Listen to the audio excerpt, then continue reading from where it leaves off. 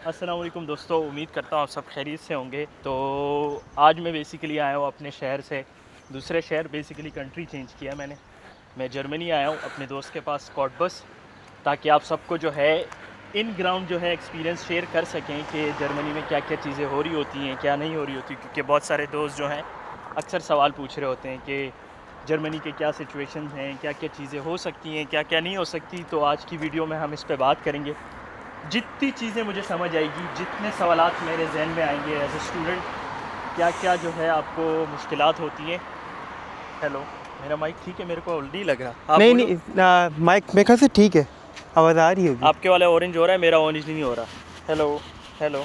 नहीं, आपका नहीं चल रहा अब, आपका माइक ही नहीं चल रहा। हाँ ना, ऑन ही नहीं किया। नहीं, सॉरी, माजरत के साथ। मैं फ़र्स्ट टाइम जो है डबल माइक का सिस्टम यूज़ कर रहा हूँ। अपना माइक नहीं है, मेरे दोस्त का है। ये इसको भी हम मोटिवेट करें कि ये बनाए कंटेंट, जर्मनी का लोगों को बताएं कि जर्मनी में क्या क्या चीज़ें होती हैं। हम चलो यार इस पे जल्दी बात जो है करेंगे। चलते हैं। हाँ हाँ, चल रहे हैं। ठीक है, यहाँ देख के जो है फुटपाथ क्रॉस करना होता है। तो सबसे पहले तो अवैस भाई अपना तारुफ़ कराएं, क्या करते हैं, कितने अरसे से हैं और क्या क्या मसरूफियात है आपकी। मेरा नाम है मोहम्मद उवैस करनी और मैं जर्मनी से ऑलमोस्ट लाइक 1 ईयर से यहाँ पे हूँ। और मैं इस वक्त कॉटबस में रहता हूँ, जो कि बर्लिन से ऑलमोस्ट लाइक 1 घंटे की जो है वो मुसाफरत पे होगा। और इस वक्त मैं कॉटबस में अपना मास्टर्स कंप्लीट कर रहा हूँ, जो कि मैंने किया हुआ है मास्टर्स इन आर्टिफिशियल इंटेलिजेंस। तो मैंने कराची से बैचलर्स किया हुआ था और फिर मैंने कराची से डिफरेंट यूनिवर्सिटीज़ में अप्लाई किया, पब्लिक यूनिवर्सिटीज़ में, और होपफुली मेरा एक यूनिवर्सिटी में एडमिशन हो गया and then after I am here right now. ठीक है, तो इनको इतना कॉन्फिडेंस अभी नहीं है, जज नहीं करना, क्योंकि हर बंदा जो है कैमरे पे आसानी से इतना बोल नहीं पाता है। पर हमने इसको ज़बरदस्ती फ़ोर्स किया सही बात कि है। हमसे बात करे और हमें बताए। मुझे ये बताएं कि जर्मनी में कितना आसान है स्टडीज़ के हवाले से। ठीक। एज ए स्टूडेंट जो नया बंदा आता है, जिसको डर होता है कि मेरी अंग्रेज़ी इतनी अच्छी नहीं है, आइल्स किया होता है, और सही। एक डर होता है कॉन्फिडेंस का कि भाई इंग्लिश अच्छी नहीं है, मैं कैसे करूँगा, मैं कॉप अप कैसे करूँगा, मुझ में कॉन्फिडेंस नहीं है, मैं प्रेजेंटेशंस नहीं दे पाता। इस तरह के जो सवालात आते हैं लोगों के जहन में, आप क्या कहोगे उस बारे में? देखिए, ऑब्वियस सी बात है कि जो है वो स्टार्टिंग में तो आपको ज़ाहिर सी बात है डिफ़िकल्टीज़ होंगी। जब आप एक बिल्कुल न्यू कंट्री में आते हो, आपका जो है वो कम्युनिकेशन लेवल इतना अच्छा नहीं होता, देन आफ्टर आपको थोड़ी बहुत हर्डल्स होती हैं, लेकिन इसके बाद इंसान जो है वो यूज्ड टू हो जाता है। जैसे कि मैं भी फ़र्स्ट टाइम जब आया था, मुझे समझ में नहीं आया था, 1 से 2 वीक्स तो आपको बस समझने में लगते हैं, और यहाँ पे एनमेल्डिंग के चक्कर में ही जो है वो बंदा 1 से 2 वीक अपने ख्वार कर लेता है, क्योंकि एनमेल्डिंग यहाँ पे काफ़ी मुश्किल से होती है। मैं जहाँ रहता हूँ कॉटबस में, यहाँ पे भी काफ़ी मुश्किल से होती है। तो इसके बाद जो है वो टाइम बाय टाइम जो है वो सारी चीज़ें हो जाती हैं, और फिर आपकी स्टडीज़ भी कंटिन्यू हो रही होती है, और फिर ज़ाहिर सी बात आपके फ्रेंड्स बनते हैं, एक ग्रुप में जो है वो आप चीज़ों को लेके चल रहे होते हो, तो टाइम बाय टाइम जो है वो सारी चीज़ें हो जाती हैं। लेकिन इतनी कोई मुश्किल स्टडीज़ नहीं है जिस तरीके से सोशल मीडिया पे बताया जाता है कि भाई बहुत मुश्किल है, ये वो है। ऐसा कुछ भी नहीं होता। एज़ फार एज़ अगर आपके जो है वो पाकिस्तान में एक्सपीरियंस है, पाकिस्तान में इंडिया से आपका एक्सपीरियंस है, देन आफ्टर तो आपके लिए चीज़ें बहुत ज़्यादा ईजी हो जाती हैं। अगर जिसका जो बैचलर्स के लिए आ रहा है उसके लिए बहुत सारी जो है वो चीज़ें मुश्किल हो जाती हैं, लेकिन जो बच्चा मास्टर्स के लिए आता है वो ऑलरेडी बहुत ज़्यादा मैच्योर होता है। He knows how to handle these type of things, so he can definitely survive easily. और यही चीज़ें हैं, यही मैं कहना चाहूँगा। ठीक है, तो बेसिकली मुझे आपसे ये जानना है, आपने शुरू से हमें बताना है कि आप क्या स्टडीज़ आपने की थी और आपने जर्मनी ही क्यों चूज़ किया, किस तरह सर्च किया, क्या क्या प्रोसेस था जो लाइक नॉर्मली छोटे उसमें के एक नया बच्चा अभी जब आ रहा हो 2026 में हम बात कर रहे हैं, और मे बी इन फ्यूचर कोई अप्लाई करना चाहे तो वो पहले क्या करे? देखिए, सबसे पहले तो आपका फ़र्स्ट स्टेप यही होना चाहिए कि आपका आइल्स क्लियर होना चाहिए। जब मैंने आइल्स की क्या परसेंटेज होनी चाहिए? आइल्स में जो है वो बैंड्स होते हैं, और अभी फ़िलहाल चल रहा है 7 बैंड्स, पहले 6.5 समथिंग चल जाता तो था। 7 बहुत मुश्किल नहीं होगा? क्योंकि मेरी इंग्लिश इतनी अच्छी थी, लोग बोलते हैं, मैं नहीं बोलता कि मैं 6.5 लाया था। बड़ी मुश्किल से तो नहीं, फर्स्ट अटेम्प्ट में। तो आपको क्या लगता है, क्या प्रैक्टिस करनी चाहिए कि आइल्स अच्छा निकले? बस देखो यार, मैंने एक जो है वो अच्छी प्रैक्टिस ये की थी कि मैंने आइल्स की फ़ीस सबसे पहले पे कर दी थी, और इससे लेट सपोज़ मैंने जो है वो अपनी प्रिपरेशन स्टार्ट की थी 1 मंथ पहले। तो मैंने आफ्टर 1 मंथ मैंने ऑलरेडी जो है वो फ़ीस पे कर दी थी, इससे 1 मंथ पहले मैंने अपनी प्रिपरेशन स्टार्ट कर दी। इससे ये होता है कि आपको पता होता है क्या है मेरा पेपर इस दिन होने वाला है, तो इससे पहले लाजमी जब अपने आप को प्रिपेयर करना है। नॉर्मली लोग क्या करते हैं, वो सबसे पहले प्रिपेयर कर रहे होते हैं, फिर बोलते हैं कि चलो यार हम लोग जो है अब फ़ीस पे करेंगे। तो उनका जो माइंडसेट होता है ना, वो अब भी जो है वो रेडी नहीं होता फ़ीस पे करने के लिए। तो ये एक मैं अच्छी बात बताऊंगा कि भाई आपको सबसे पहले फ़ीस पे करो एंड देन आफ्टर जो है वो आप आइल्स की तैयारी स्टार्ट कर दो। तो आप कह रहे हैं कि फ़ीस पे करना ज़रूरी है, क्योंकि मैंने भी यही किया था। मैंने 2 महीने पहले की डेट ले ली थी सही। और फिर मैंने तैयारी स्टार्ट कर ली थी। पर मैंने एक कोचिंग इंस्टीट्यूट ज्वाइन किया था सही फॉर बेटर अंडरस्टैंडिंग, क्योंकि मैं ठीक। उर्दू मीडियम में पढ़ा हूँ। सही। कॉलेज में इंग्लिश मीडियम में पढ़ा था, पर मेरी इतनी अच्छी अंडरस्टैंडिंग नहीं थी इंग्लिश के साथ। वो तो जब मैं सोशल ऑर्गेनाइजेशन ज्वाइन किए और सही। सोशल इवेंट्स ज्वाइन किए, तो then I got to know कि यार हाँ भाई, थोड़ी बाईलैंग्वेज इंग्लिश भी बोलनी चाहिए और उर्दू मिक्स के साथ। तो आप क्या कहेंगे कि कोई कोचिंग इंस्टीट्यूट ज्वाइन करना चाहिए, अच्छी बात होती है या बुरी बात होती है, क्या ज़रूरी है? देखो यार, अभी तो फ़िलहाल सारी ज़माना चल रहा है एआई का। तो मैंने तो उस वक्त तो खैर एआई नहीं था, उस वक्त बिल्कुल जो है वो स्टार्ट ही हुआ था। तो मैं ऑलरेडी जो है वो यूट्यूब से वीडियोस जो है वो मैंने बहुत सारी यूट्यूब पे वीडियोस देखी हुई थी आइल्स की। तो वहाँ से ही मैंने सारी प्रिपरेशन की हुई थी। और मोस्टली आइल्स में बहुत सारी चीज़ें डिफ़िकल्ट होती हैं, वो होती है सिर्फ रीडिंग और स्पीकिंग जो है वो आपके लिए थोड़ा बहुत हर्डल होता है। इसके अलावा लिसनिंग बहुत ईजी होती है, राइटिंग भी आपकी बहुत इजी होती है, कोई मुश्किल नहीं होता। तो रीडिंग आपकी बस थोड़ी बहुत जो है वो डिफ़िकल्ट होती है। और रीडिंग में भी अगर आपको पता है क्या कुछ टेक्निक्स वगैरह होती हैं, अगर आपने वो जस्टिफाई कर ली, देन आफ्टर आपके लिए बहुत इजी हो जाता है रीडिंग में अच्छे बैंड्स लेके आना। तो ये था रीडिंग का आइल्स का।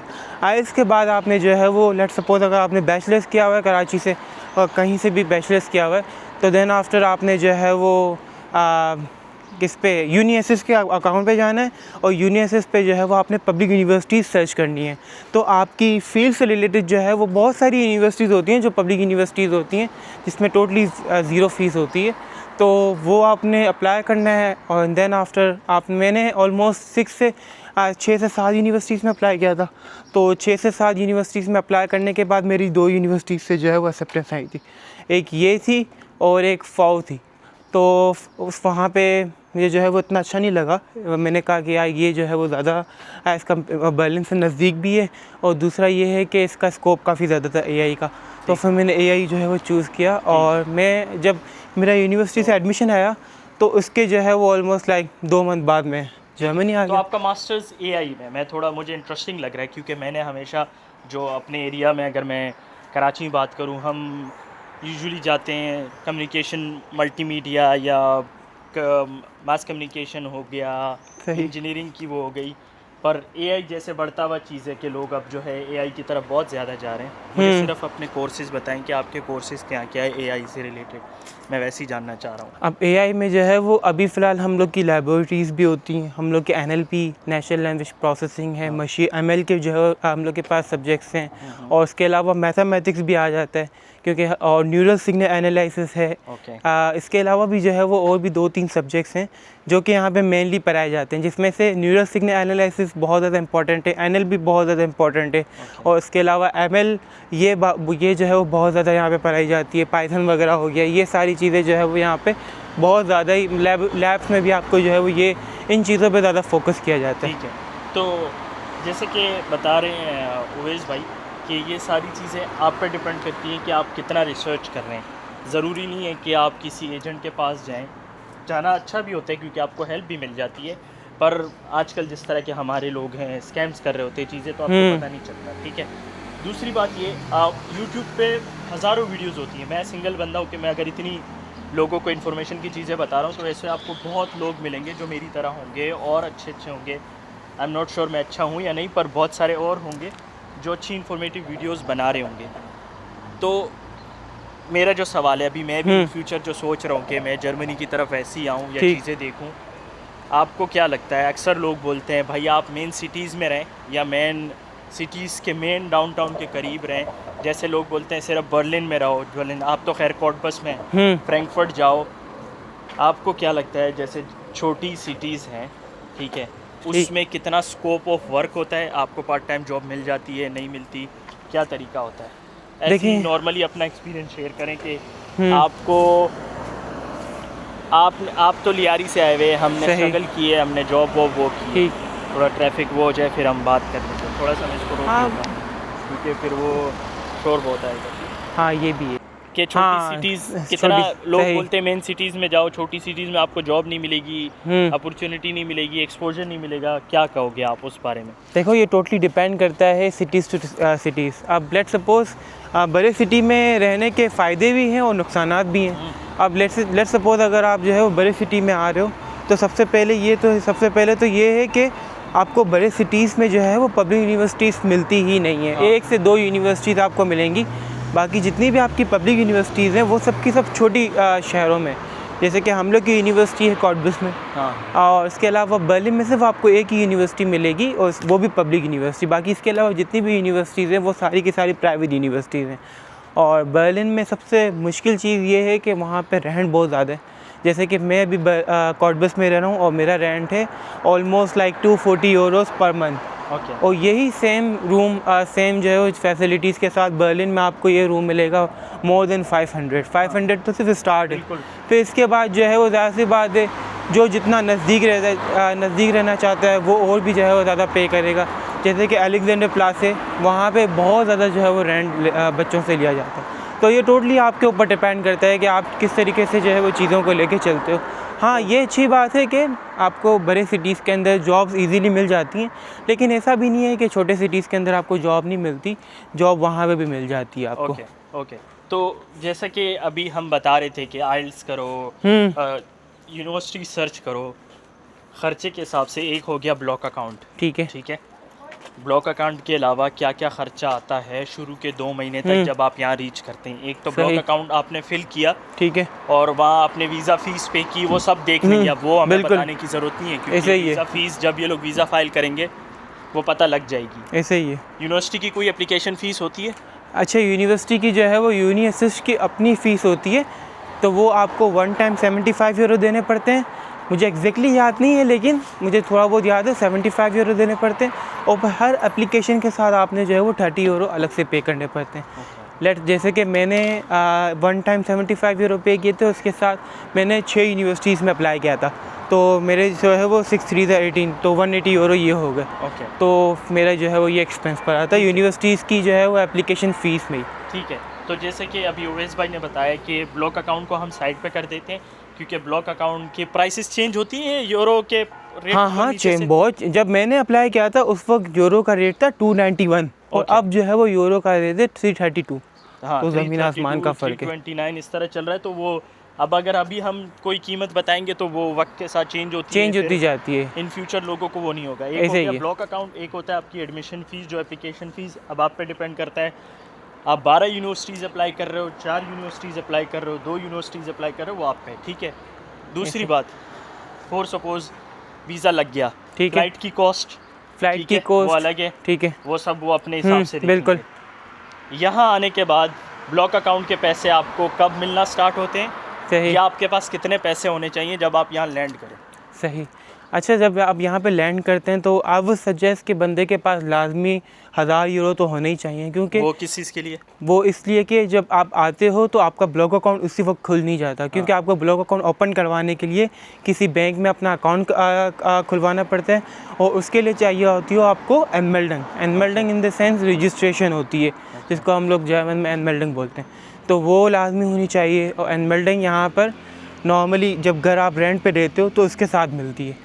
तो घर भी आपको लाजमी चाहिए। अब मेरे वाले सिनेरियो में तो ये हुआ था कि मुझे यूनिवर्सिटी ने अपना डॉम अब तक दिया ही नहीं था। अच्छा। जब मैं यहाँ पे आया हूँ तो फिर मुझे जो है वो किसी और कहीं और से मुझे रूम मिला, यूनिवर्सिटी की तरफ से नहीं मिला, कहीं और। कितने का था? उसके क्या चार्जेस थे? उसके जो है वो मुझे ऑलमोस्ट 300 यूरोस पड़ गए थे। एक महीने के 300 यूरोस। अच्छा। क्योंकि वो यूनिवर्सिटी की तरफ से नहीं था, किसी और कहीं और से मैंने कंपनी से लिया हुआ था, EG वॉनन के नाम से कंपनी। तो वहाँ कैसे सर्च करते हैं? क्योंकि अभी मैंने देखा मेरे कुछ दोस्त आ रहे थे, उनको बड़ी प्रॉब्लम हो रही थी अकोमोडेशन सर्च करने में, क्योंकि फ़ौरन आपको यूनिवर्सिटी की अकोमोडेशन नहीं मिलती।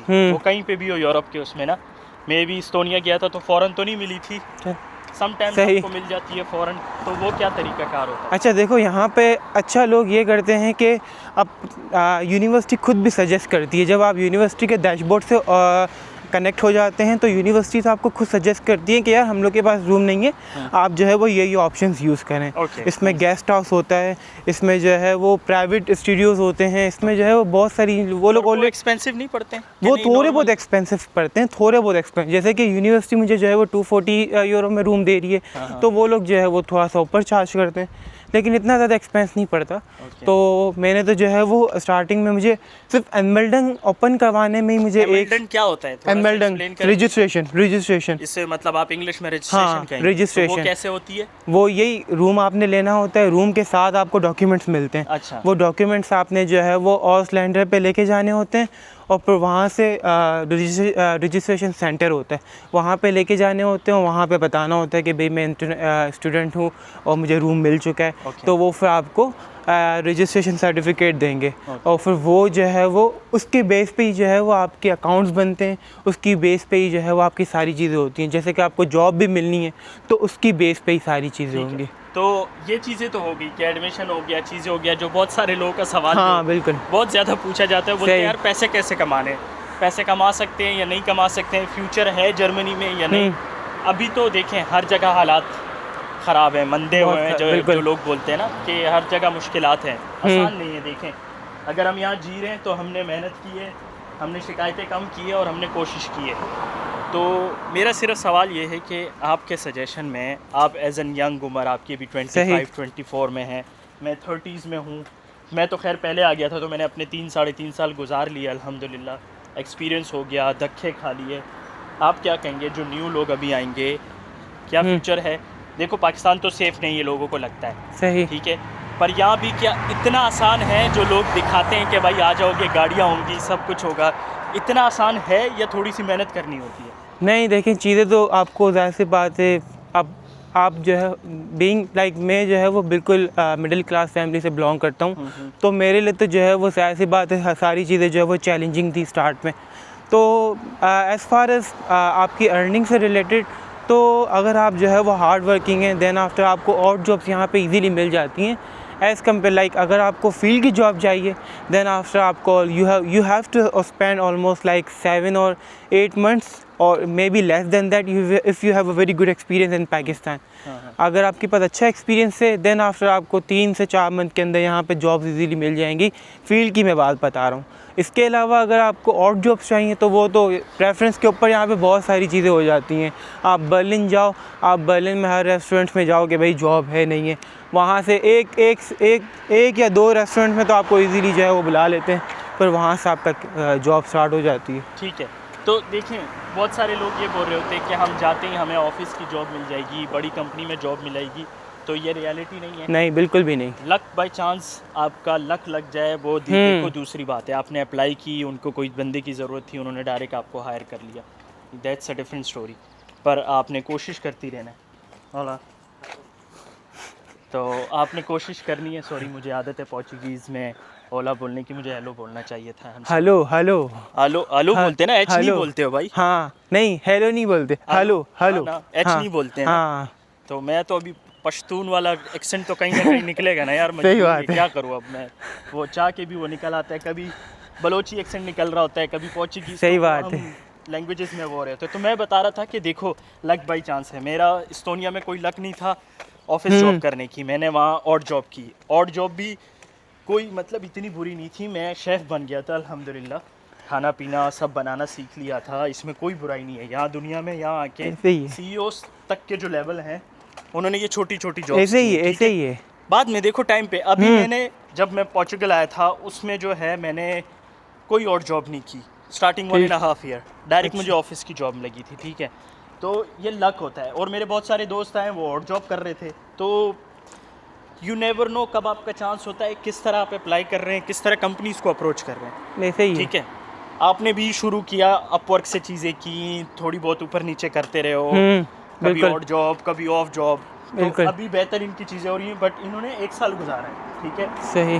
तो ओवैस भाई आपको क्या लगता है कि जो नया बच्चा आएगा वो इतने बेसिक कमा सकेगा? कितने मतलब अर्निंग फ़ौरन तो नहीं स्टार्ट होती है। दुनिया में जब हम कहते हैं तो हम बोलते हैं कि यार 6 महीने आपने ये जहन में नहीं रखना कि मैं पैसे कमाऊंगा, ऐसे ही है बिल्कुल। या आप क्या कहते हैं कि जो नया बच्चा है उसको कितना अरसा लग सकता है देखो हमने कोई वो झूठी चीज़ नहीं बताई कि बिल्कुल। क्या है, कितना अरसा लग सकता है कि वो थोड़े बहुत इतने पैसे कमाए कि वो अपना खाने पीने का खर्चा कर सके। अच्छा, मैं आपको यहाँ पे डिफरेंट स्टोरीज बताता हूँ, जैसे कि क्योंकि मैं सॉरी आपकी बात काट ठीक रहा है। हूँ, ब्लॉक अकाउंट के तो आपको पैसे मिलते हैं, वो कितने हाँ। मिलते हैं मंथली? आपको जो है वो 992 यूरोस मिलते हैं पर मंथ। और वो उसमें क्या क्या खर्चा करना होता है ये बता सकते हैं? नहीं, उसमें आपके ऊपर डिपेंड करता है कि भाई आप नहीं, वो उसमें खर्चा क्या क्या आता है? सरसरी जैसे इंश्योरेंस है, हाँ, उसमें इंश्योरेंस accommodation है। ठीक है, अकोमोडेशन हो और? गई, इंश्योरेंस हो गई, अकोमोडेशन हो गई, इसमें रेडियो टैक्स भी हो गया आपका, वो कितने?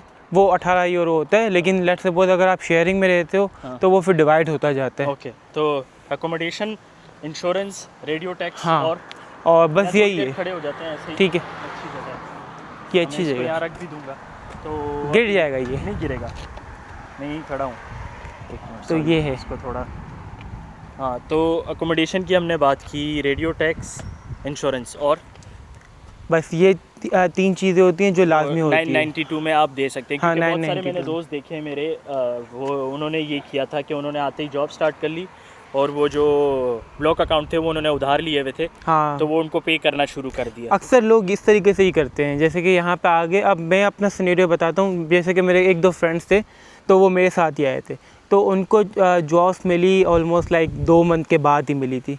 तो 2 मंथ के और जॉब मिली, और जॉब मिली, और जॉब मिली। यहाँ और जॉब का आप क्या कहेंगे, किस तरह की जॉब्स हैं?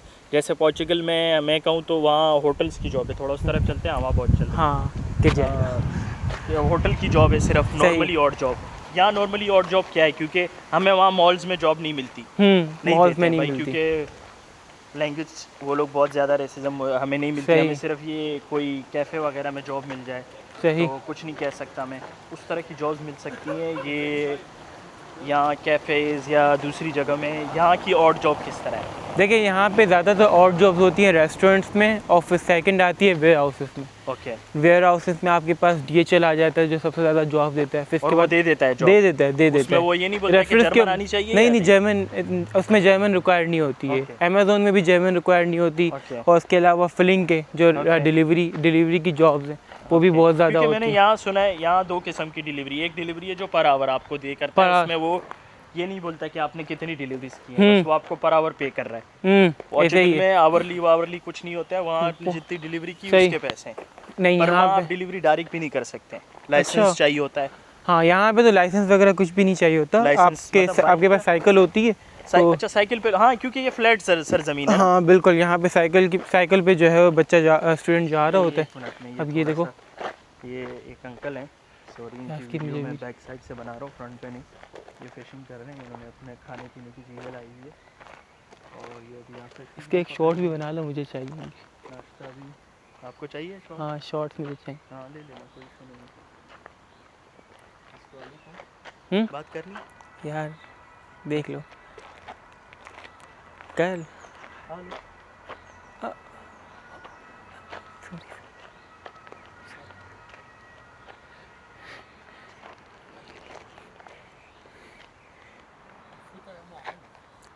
Okay, denke schon. Ja, and das, ja. छोड़। हम वापसी आते हैं, इसकी मछली देखते हैं। बात करने का दिल कर रहा था पर वो बोल रहे थे कि ज़्यादा तेज़ ना बोलो, पर ये जो पीछे वहाँ बज रहा है इसका क्या करें? खैर, मछली जो है उसके आवाज़ से नहीं भागेगी, इंसानों की आवाज़ से भाग जाएगी, क्योंकि वो सेंस करती है, उसके गाड़ी की आवाज़ उसको रोज़ सुनाई देती है। तो इस तरह के देखो एनवायरनमेंट का ये अच्छा सा वो बना हुआ है, बड़ा अच्छा सा पार्क है। हम थोड़ा वॉक पे निकलें, या आपके लिए हमने इतनी वॉक की है पता नहीं आधा घंटा हो गया होगा, ऑलमोस्ट आधा घंटा हो गया। फुटेज तो हमने तकरीबन 25 मिनट की रिकॉर्ड, हाँ आधा घंटा हो गया 25 मिनट के हिसाब से। तो हम वेयर हाउस और जॉब्स की बात हाँ कर रहे थे, जॉब्स तो की बात कर रहे थे। पर वो अप्लाई कैसे करेंगे, मतलब what's the way of apply, क्योंकि बहुत सारे लोग, मैं अप्लाई कैसे करूँ? अब देखो, इसमें 2 चीज़ें मैं आपको बताऊंगा। सबसे पहले और तो क्या आपने क्या चीज़ें, सॉरी क्या क्या चीज़ें चाहिए होती है एप्लीकेशन के वक्त? आपको डायरेक्ट या वीज़ा मिलता है, रेजिडेंस परमिट मिलता है, क्या होता है? हमें रेजिडेंस परमिट मिलता है, वीज़ा पे आप जॉब नहीं कर सकते। सही। हम लोग का तो ये है कि स्टूडेंट पे जो है वो आपको पार्ट टाइम जॉब अलाउ होती है। तो आप जो है वो बस आपने वेबसाइट पे जाना है अमेज़ोन की, वहाँ पे आपने जो है वो जॉब सर्च करनी है, वेयर हाउस जॉब सर्च करनी है, और फिर वहाँ से आपने अप्लाई करना है। रिस्पॉन्स आ जाता है, अमेज़ोन का भी आ जाता है और DHL का तो आता ही आता है। आपको इंटरव्यूज़ के लिए लाजमी बुला लेते हैं। अब जो मेरे साथ जितने भी फ्रेंड्स आए थे, उनकी मोस्टली की जो है वो DHL में और अमेज़ोन में जॉब्स लगी हैं। और कुछ कुछ की फीलिंग्स में भी लगी तो हैं। बहुत सारे लोग ऐसे बोलेंगे यार मैं तो बहुत वीक हूँ अप्लाई करने में या शाय हूँ, ऐसा नहीं होता, सबको मिल नहीं, जाती है ना, सब सबको आके यहाँ मिल जाती शेयर है। बन जाते हैं। हाँ हाँ सब देखो। तो कुकिंग का क्या सीन है, आपने कुकिंग कैसे सीखी? पाकिस्तान में कभी कुकिंग की नहीं, थी? पाकिस्तान में कभी भी यहाँ नहीं की है? कल यहाँ आपने पे कल इन्होंने, मैंने पिक्चर नहीं ली सॉरी माजरत के साथ, इन्होंने अच्छी सी मेरे लिए गोश्त बनाया था, ये बड़े परेशान थे, इन्होंने 3 पतीले चेंज किए, फिर एक और बंदे से हेल्प ली। तो एफर्ट्स काउंट्स, ठीक है, आप एफर्ट्स लगाते हैं, चीज़ें आप सीख जाते हैं, ऐसा नहीं है। डिपेंड करता है कि आप कितनी मेहनत कर रहे हैं और कितनी कोशिश कर रहे हैं। देखें मैं कोई पोश एरिया से नहीं आया हुआ, ये भाई कोई पोश एरिया से नहीं आया हुआ, हम लियारी, हिजरत कॉलोनी, सुल्तानाबाद, कराची के इलाके हैं। अगर आप कराची में नहीं रहते हैं तो अगर आप वैसे भी सर्च करें ये एरियाज़ के नाम लिखे तो आपको अंदाज़ा हो जाएगा कि हमारे एरियाज़ किस तरह हैं। तो उससे निकलना और फिर इस तरह आके यहाँ जो है कॉन्फिडेंटली काम करना, घूमना। ये अकेले आए थे, कोटबस बहुत दूर बिल्कुल शहर है, करीब नहीं है। इस तरफ चले, इस तरफ चलते। ठीक है, करीब नहीं है, दूर है। क्योंकि अभी मैं आया हूँ, मैं कल बर्लिन से जो है कोटबस आया हूँ खुद, सारी चीज़ें इनके साथ, तो मुझे बहुत अच्छा लगा। बहुत अच्छा शहर है ये और बड़ी अच्छी अच्छी जगह है। इनको मैं मोटिवेट कर रहा हूँ कि भाई अल्लाह के बंदे, इतना अच्छा इलाका है, आप जो है हमें बताएं कि कोटबस में अगर नया बंदा आएगा वो किस तरह है, वो रह सकता है या नहीं, कम्युनिटीज़ है या नहीं। कल मैं पाकिस्तानी कम्युनिटी से मिला, लड़कों से, शशके वशके थे, कराची के भी लड़के थे, तो अच्छा लगा बहुत ज़्यादा। समटाइम्स ये चीज़ अच्छी भी है, बुरी भी है, क्योंकि आप एक बॉक्स के अंदर फिर दोबारा से आ जाते हैं। पाकिस्तान से निकले, पाकिस्तान की कम्युनिटी में आ गए, पर एक वक्त के बाद इनको मैंने मोटिवेट किया कि आप बाहर निकलें, लोगों में उठे बैठे हैं, कम्युनिकेशन का लेवल चेंज होगा। तो लास्ट मैसेज उवैस भाई, अगर आपसे कोई कांटेक्ट करना चाहे या आपसे कोई गाइडेंस लेना चाहे, क्या, क्यों मुझे नहीं पता कि आपकी क्या कम्युनिकेशन लेवल है ऑन सोशल मीडिया यूजेज पे या दूसरी चीज़ों पे। यार मैं वैसे तो बहुत जो है वो कम एक्टिव होता हूँ सोशल हाँ। मीडिया प्लेटफॉर्म्स पे। यार बाहर जो बंदा रहता है, सॉरी आपकी बात, जो ठीक। बाहर बंदा रहता है वो, मैं भी सोशल मीडिया पे काम करता हूँ पर मैं भी इनएक्टिव रहता हूँ। मैं अवॉइड करता हूँ ये चीज़ें, क्योंकि यहाँ काम है, यूनिवर्सिटी है, और सिर्फ एक काम नहीं, आपको 4-5 काम करने पड़ते हैं to meet your needs. To meet your needs. हाँ सॉरी। तो मैं कोशिश करता हूँ कि कुछ अंग्रेज़ी के अल्फाज जब आप लोगों में बैठें तो इस तरह इस्तेमाल करें तो अच्छा लगता है, ठीक है। सही। तो बहुत मुश्किल होता है टाइम निकालना। नाराज़ नहीं होना, आप ये नहीं करना कि बंदा बाहर चला गया, उसमें थोड़ा आकड़ आ गई, ये चीज़ें आ गई। ओवैस भाई और हम कनेक्टेड हैं मे बी फ्रॉम 5-4 ईयर्स। हाँ, guess, तीन हमारी we have social been media पे कनेक्टेड ही फ्रॉम, या मतलब डेफिनेटली। पर्सनली मुलाकात नहीं हुई कभी इन यार, यहाँ पर्सन बैठे हाँ, कभी इन पर्सन हमारी मुलाकात नहीं हुई थी। मैं इनको कराची से फॉलो करता हुआ आया था, क्योंकि ये मेरे इलाके में भी आए थे और इसके अलावा मैंने भी कुछ प्रोग्राम्स अटेंड किए हुए थे, तो उसमें ये हमारे साथ ही थे। ओके। तो मैं उस वक्त से इनको सोशल मीडिया प्लेटफॉर्म से फॉलो करता हुआ आया था। फिर जब ये एस्टोनिया में आए, हाँ हाँ हाँ, देन आफ्टर मैंने इनको मैसेज किया कि भाई जो है वो अगर आपका जर्मनी में आना हो तो लाजमी जो है वो you are most welcome in Cottbus. और फिर देखें आज तो मैंने हम लोग स्पेशली लास्ट टाइम भी मैं आया था बर्लिन में, और मैंने स्पेशली इस बार जो है अपने एक दोस्त को डिच कराया और उसको बोला कि नहीं भाई, मैंने ओवैस भाई से प्रॉमिस किया मुझे यहाँ आना है। तो कैसे कांटेक्ट करेंगे, मतलब what's the social media thing like, या तो मैं आपका सोशल मीडिया हैंडल्स नीचे डाल लूँ, कोई आपको मैसेज कर ले, कॉल्स नहीं करना अल्लाह के बंदो, आप लोग डायरेक्ट इंस्टाग्राम पे भी लोग कॉल्स करते हैं, मुझे समझ ये नहीं आती। हाँ, नॉर्मली लोगों को यही पता होता है कि यार बंदा जो है वहाँ बाहर है तो ये घूम रहा है, ये सारी चीज़ें कर रहा है, जैसे, लेकिन रियलिटी ये नहीं होती है। क्योंकि आपको यहाँ पे अगर लेट सपोज अगर आप एक दिन भी काम नहीं करते, then after you have to pay your monthly rate, you have to pay your expenses, और बहुत सारी चीज़ें होती हैं। तो अगर आप एक मंथ भी काम नहीं करते, then you have to keep your survival on, और उसके लिए आपको लाजमी सी बात है काम करना पड़ता है। और काम नहीं करोगे तो ज़ाहिर सी बात आपके जो है अगले मंथ के एक्सपेंसेस होंगे वो कवर नहीं कर पाओगे, सिंपल सी बात तो है। आप क्या कहोगे लोगों को कि भाई बाहर आएँ और क्यों आएँ? बस एक सेंटेंस में ये बोल दें कि क्या लगता है कि क्या चीज़ें चेंज हो जाती जब पाकिस्तान से आप यहाँ आए, आपकी क्या चीज़ें चेंज हुई है? बहुत सारी चीज़ें चेंज हुई है, कम्युनिकेशन स्किल्स चेंज हुई हैं, लोगों के साथ उठना बैठना हो जाता है। अब मोस्टली मेरा तो अल्हम्दुलिल्लाह ये है कि मैं I have been working with some German clients as well, so I do have a very good conversation skills with them as well. सो मेरा जो है वो ये है कि कर लेता हूँ। बाकी इसके अलावा ज़ाहिर सी बात है इंटरनेशनल एक्सपोजर मिलता है, आपको डिफरेंट कम्युनिटीज़ के बारे में पता चलता है कि यार ये भी इस तरीके से बात करते हैं, ये इस तरीके से जो है वो इनके साथ कम्युनिकेशन होती है, इस तरीके से सारी चीज़ें होती हैं। और most of the important thing ये है कि आपको टेक्नोलॉजीज़ के बारे में पता चलती है। जैसे कि पाकिस्तान में यार टेक की फील्ड अब भी जो है वो उस तरीके से ग्रूम नहीं है जिस तरीके से जर्मनी में। तो एआई जिस तरीके से बूम कर रही है जर्मनी में, आप बर्लिन में चले जाए आपको छोटे छोटे स्टार्टअप्स मिलेंगे।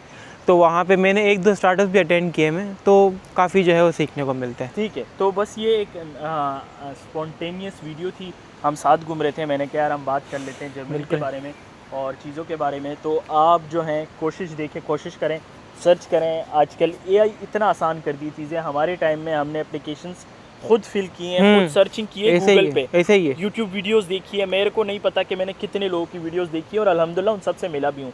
ये भी वीडियोस देखते रहे, ये मेरे से भी मिल ली है, इन्होंने मेरी वीडियोस भी देखी थी, क्योंकि मैं नॉर्मली वीडियोस बनाता था पर कम पर अब कोशिश कर रहा हूँ, क्योंकि लोगों को अच्छी मोटिवेशन मिल जाती है, गाइडेंस मिल जाती है, किसी एक बंदे की भी हेल्प हो जाए तो खुशी की बात है। तो बस हम बंद करेंगे यहाँ पे। अगर किसी को कोई इंशाल्लाह। सवाल हो वो कमेंट्स करें, आप भी देखते रहना, आप भी रिप्लाई कर सकते हैं Done कमेंट्स हो के गया। नीचे। और इनको हम, आप सब जो है इनको कहें कि भाई ये यूट्यूब चैनल बनाए अपना, और इंशाल्लाह। हमें कोडबस की हर एक चीज़, जैसे अब छोटा सा पार्क है इसके बारे में बताएं कि भाई इस पार्क की खासियत क्या है। यहाँ बहुत सारे पार्क है, अभी मैं बहुत उस तरफ सारे गया था, ये वाला तो मैं आज अचानक से हम वॉक करते हुए आए और देखा है, तो इंशाल्लाह मैं इनके पास दोबारा आऊँगा। अगर आपके पास बहुत सारे सवालात होंगे तो मैं दोबारा ज़रूर इनके पास विज़िट करूँगा, और ये अच्छे होस्ट हैं, हमें होस्ट करेंगे और हम फिर इंशाल्लाह। बातें करते रहेंगे। ठीक है, मिलते हैं इंशाल्लाह। वीडियो बहुत लंबी हुई पर होपफुली आपने कुछ ना कुछ सीखा होगा, जो मेरे जहन में सवालात थे। और वो पीआर वगैरह भी बात की बातें, वो तो लैंग्वेज सीखनी हाँ है आपने। बिल्कुल। अच्छा, लैंग्वेज मुश्किल है आसान है? मुश्किल है इन द सेंस कि यार आपको जो है वो मैं तो सबको यही सजेस्ट करूँगा कि वो बंदा पाकिस्तान से ही लैंग्वेज सीख के आए, जर्मन की क्योंकि अच्छी बात ये कि जर्मन वहाँ सिखाई जाती है। हाँ, क्योंकि आप वहाँ पे जो है वो गोते है, तो कराची में गोते बहुत अच्छा इंस्टीट्यूट है जो जहाँ पे आप इजीली जर्मन सीख सकते हैं। क्योंकि जब आप यहाँ पे आ जाते हैं तो आपको पास टाइम बिल्कुल भी नहीं होता, आपकी जॉब है, आपकी स्टडीज़ है, आपको खाना बनाना है, सारी चीज़ इन सारी चीज़ों में ही आपका पूरा दिन निकल जाता है। देन आफ्टर आपके पास बहुत कम टाइम होता है कि यार आप अपनी जर्मन स्किल्स भी जो है वो इम्प्रूव करें। तो I would definitely recommend everyone to get like almost like A1 और A2 फ्रॉम पाकिस्तान कराची, तो you can definitely improve yourself a lot. ठीक है, तो ये चीज़ हम भूल गए थे, लैंग्वेज बहुत ज़रूरी है। अगर पाकिस्तान से A2 करके आते हैं तो जहाँ आपके चांसेस 50% होते हैं जॉब के, वहाँ 80% हो जाते ऐसे हैं, ही क्योंकि आपके पास A2 होता है। तो एप्लीकेशन में आपको प्रेफर ज़्यादा किया जाता है क्योंकि आपको लैंग्वेज आती है। तो मिलते हैं इंशाल्लाह अगली वीडियो में, दुआएं देना और मुलाकात करेंगे। अल्लाह हाफ़िज़।